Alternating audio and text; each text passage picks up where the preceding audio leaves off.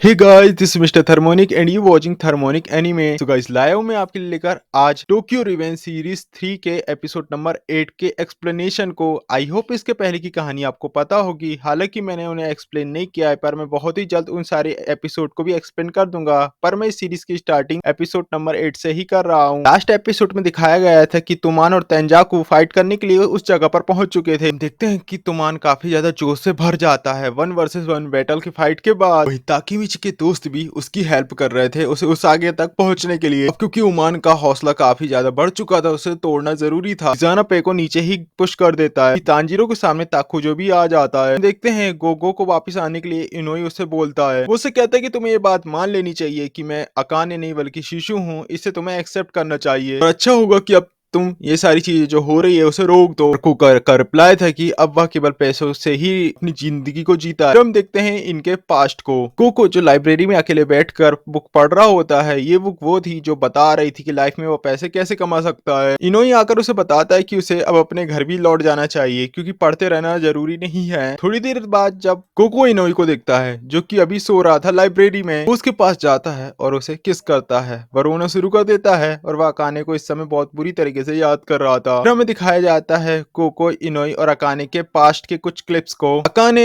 जो कि स्कूल के बाद इन दोनों से मिला करती थी, हमें पता चलता है अकाने इनोई की बड़ी बहन थी जो उससे 5 साल बड़ी थी एज में, उससे प्यार किया करता था। वहीं अकाने कोको को साथ में लाइब्रेरी चलने के लिए कहती है, उसे कुछ बुक्स दिखाना चाहती थी। वहीं कोको अकाने के सामान को ले लेता है, एकदम गुड जेस्चर उसे दिखाता है जिस पर वह खुश हो जाती है। उसके इस बिहेवियर को कहती है कि वह हमेशा से ही उसके साथ ऐसा गुड बिहेवियर रखता है, तुम्हें ऐसा नहीं करना चाहिए। और जब तुम्हारा कोई पार्टनर बन जाएगा, तुम्हारी कोई गर्लफ्रेंड बन जाएगी, तो तुम बाकी लड़कियों के साथ ऐसा मत करना, वरना वो बहुत जेलिस होगी तुमसे, तुम बहुत ज्यादा क्यूट हो। ये दोनों ही लाइब्रेरी के लिए निकल जाते हैं और इनोई जो अपने घर चला गया था। फिर हमें दिखाया जाता है लाइब्रेरी के सीन को। हम देखते हैं बुक पढ़ने के दौरान अकाने को नींद आने लगी थी और वह वहीं पर डेस्क में सो जाती है। गोगो जो मनी मन में सोच रहा था कि इसने मुझे अपने साथ यहाँ पर पढ़ने के लिए लाया है, पर ये देखो ये खुद ही नहीं पढ़ रही है बल्कि ये सो चुकी है। ये सोते हुए कितनी ज्यादा अच्छी लगती है, एकदम परी की तरह। ये काफी ज्यादा खूबसूरत है। हम देख पा रहे थे कि कोको कंट्रोल नहीं कर पाता, वो कुछ करने के लिए आगे बढ़ ही रहा होता है कि वो उसे रोकती है। उसका कहना था कि तुम्हें ऐसा नहीं करना चाहिए, ये अधिकार तुम्हारे पार्टनर का है।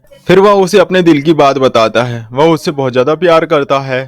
बट अकाने कहती है कि तुम ये जो सोच रहे हो वो गलत है, मैं तुमसे 5 साल एज में बड़ी हूँ। गोकू का रिप्लाई था कि उससे कोई भी इम्पैक्ट नहीं पड़ता। अब इसी तरीके से थोड़ा टाइम बीतता है और रात हो चुकी थी। ये दोनों अब लाइब्रेरी से निकलकर अपने घर की तरफ बढ़ चलते हैं। रात होने पर गोको अकाने को उसके घर में छोड़ता है, कहता है वह हमेशा ही उसे चाहेगा। उसे कहता है कि प्लीज जब हम बड़े हो जाएंगे तो मैं तुमसे शादी करूंगा और हमेशा तुम्हें बचाऊंगा, मैं इस बात का प्रॉमिस करता हूँ। वो उसे कहती कि क्या तुम प्रॉमिस करते हो, जहाँ पर गोकू हाँ में बोलता है। काने उसे कहती चलो ठीक है, तो मैं तुम्हारा बड़े होने का वेट करूंगी। हम देख पा रहे थे कि ये बात सुनकर गोको बहुत ज्यादा खुश हो चुका था और वह खुशी खुशी भागते हुए अपने घर जा रहा था। तभी उसकी नजर एक घर पे जाती है जहाँ पर बहुत तेज आग लगी थी और फिर हमें पता चलता है कि दरअसल ये घर किसी और का नहीं बल्कि अकाने का ही था। गोको ये सब देखकर घबरा जाता है। वो आउटसाइड के लोगों से पूछता है कि क्या तुमने तुमने फायर फाइटर को फोन किया, कोई तो आओ, कोई तो इस आग को बुझाओ। यहाँ पर वे लोग कहते हैं कि उन्हें इस बारे में कोई भी इन्फॉर्मेशन नहीं पता है। वहीं जो एक पड़ोसी था वो कहता है कि मुझे लगता है इस घर के जो बच्चे के पेरेंट्स थे वह घर वापस नहीं आए। ये बात सुनते ही कोको तुरंत ही घर के अंदर जाता है अकाने को बचाने के लिए और हम देख पा रहे थे कि कोको ने अकाने को बचाकर बाहर ला लिया था। पर हमें बाद में पता चलता है कि दरअसल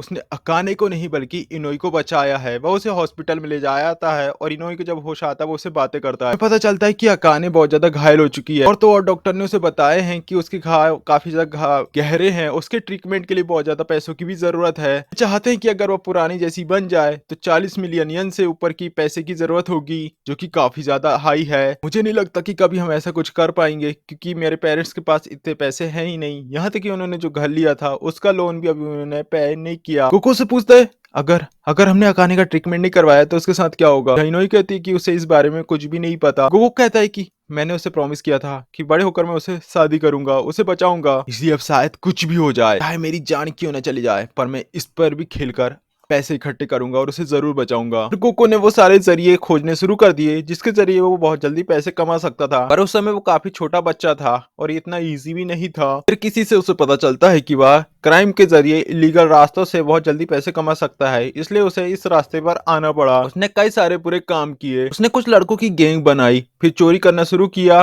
और लोगों को लूटपाट करना भी शुरू कर दिया, उनके पैसे लेना। कोको जिसकी अब पूरी टीम बन चुकी थी वो उनसे कहता है कि मेरी बातें याद रखना, अगर तुम पकड़े गए तो इसका मतलब ये है कि तुमने अच्छे से प्लान नहीं बनाया, तुम्हारी प्लानिंग में कमी थी, तुम्हें ठीक वैसे ही करना है जैसा मैं तुमसे कहूँ। अगर तुम मेरी बातों पर चलोगे तो तुम कभी नहीं पकड़े जाओगे और बहुत सारे पैसे भी कमाओगे और फिर तुम इतने पैसे कमाओगे कि बहुत ही जल्द तुम अमीर बन जाओगे, तुमने कभी सोचा भी नहीं होगा। और ठीक इसी तरीके से सारी चीजें होने लगती है। ये सारे लोग अब गोकू की टीम में थे और ये सारी खबर फैल भी जाती है और कई सारे लोग अब गोकू की टीम में आने के लिए तैयार थे। हमें पता चलता है कि इसकी टीम में पूरे के पूरे बच्चे ही थे, ये बच्चों की गैंग थी, पर ये 40 मिलियन कमाना इजी नहीं था। अब उसे ये समझ नहीं आ रहा था कि वाह ये सब कैसे करे। फिर उसने कुछ पैसे इकट्ठे किए, उसे क्रेडिट कार्ड खरीदा और क्लब्स के वीआईपी रूम में बड़े बड़े लोगों के साथ बैठना शुरू किया, उनसे कांटेक्ट बनाना बिल्ड किया ताकि वह रिच पीपल से उसके कनेक्शन को एस्टेब्लिश कर पाए। तब वो लड़कों से पूछता है, ओहो तो मैंने ये सारी बातें सुनी, वो कोई और नहीं बल्कि तुम्हारी है, तुम ही हो वो लड़के हो। गोकू से कहता है चलो ठीक है, जब तक तुम मतलब की बात करोगे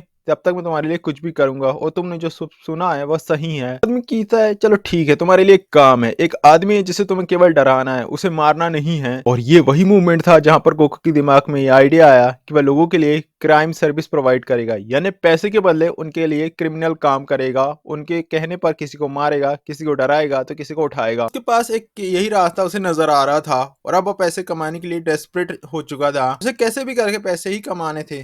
तभी इनोई कोको को कॉल करता है और इस कॉल में वो बताता है उसकी डेथ के बारे में। अकानी की डेथ हो चुकी थी। कोको जो कि एकदम शॉक्ड रह चुका था। हम लड़ाई के दौरान देखते हैं इनोई जो कोको को वही पुरानी बातें याद दिलाने की कोशिश कर रहा था। पीठ में कोको भी उसे पीटता है, कहता है कि ऐसी शक्ल बनाकर मेरी तरफ मत देख, मैंने पैसे कमाने के लिए वो सारी चीजें की जो कि उन सारे लोगों ने मुझसे कहा, ये सब तो मेरी मजबूरी थी पर लोगों ने इसका फायदा उठाया, उन्होंने पैसों के बदले मेरा बहुत बुरी तरीके से यूज किया। तुम भी उन्हीं की तरह निकले, तुमने कैरेक्टर को बिल्ड करने के लिए मेरा यूज किया, इसलिए तुम्हें फीलिंग की बात तो मुझसे करनी ही नहीं चाहिए। जो भी मेरे साथ है वे सभी मतलबी हैं और वह सब पैसे के लिए ही मेरे साथ हैं और अब यही मेरी जिंदगी है, पैसा ही मेरा सब कुछ है। यहाँ पर ओको उससे कहता है कि अकाने की डेथ हो चुकी है, तुम्हें अब रुक जाना चाहिए। तब कोको इनोई को उसके चेहरे पर हाथ रखता है, सवाल करता है, अकाने क्या अगर तुम मुझे देखती तो क्या मुझे तुम पहले की तरह भी इसी तरीके से डांटती। हम देखते हैं कोको जो अकाने की डेड बॉडी को देखने के लिए गया था, वो उससे पूछता है, अकाने क्या तुम ठीक हो ना, अब तो तुम्हें कोई भी पेन नहीं होगा,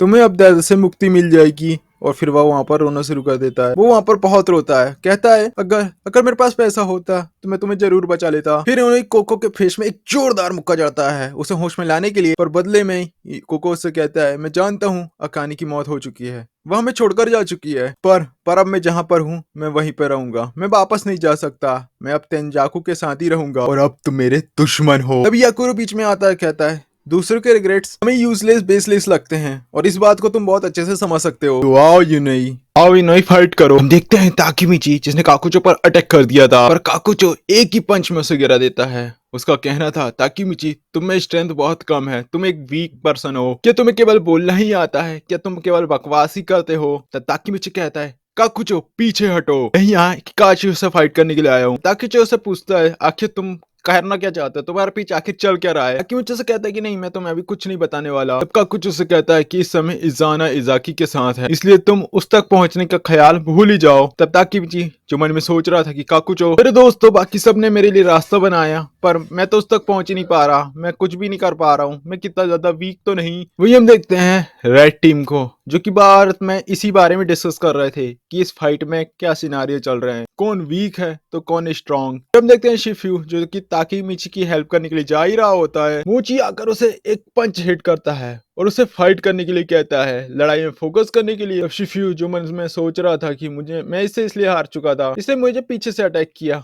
पर सच्चाई तो ये है कि इसके अंदर बहुत ज्यादा ताकत है, ये बहुत ही ज्यादा ताकतवर है। इजाना जो अपनी कहानी बता रहा था कि जिस समय वह जेल में था तब उसकी मेंटल पीस हिल चुका था, उसने अपना आपा खो दिया था, उसने वहां पर कई सारे लोगों से फाइट की। ये वो सारे लोग थे जो तो हार ही नहीं मान रहे थे, उठ उठ कर वो बार बार फाइट कर रहे थे। ये वो समय था जब हमारी उम्र केवल 13 ही साल थी और अब जनरेशन 3 साल आगे बढ़ चुकी है। वही मोची जिसके सामने एक बार पूरी की पूरी गैंग आ चुकी थी। उसने उसके काम को इंटरप्ट किया था। उसने एक ही बार में पूरी की पूरी गैंग का ही सफाया कर दिया। युशिरो ने एक मार्शल आर्ट कुशाको की पिटाई की थी, उसे जान से मार दिया था। लास्ट में उसने उसे कंक्रीट में फेंका और उसकी बैकबोन को चूरा मचा दिया। युशिरो जो कि अब इनोई को पटक पटक के बेल रहा था। वहीं हेनरी और हकाई भी हुदानी ब्रदर्स से घिर चुके थे। वो काफी ज्यादा घायल भी हो चुके थे। हेनरी जिसका एक हाथ डैमेज हो चुका था, तभी रेडो उससे कहता है इन दोनों को मानना है कि मैं छोटा हूँ इसलिए मैं कमजोर हूँ, और इन्होंने ऐसा ही सोचकर चला। तब रैन रैन जो उसे रिप्लाई देता है फिर तुम्हें इन्हें कुछ सिखाना चाहिए।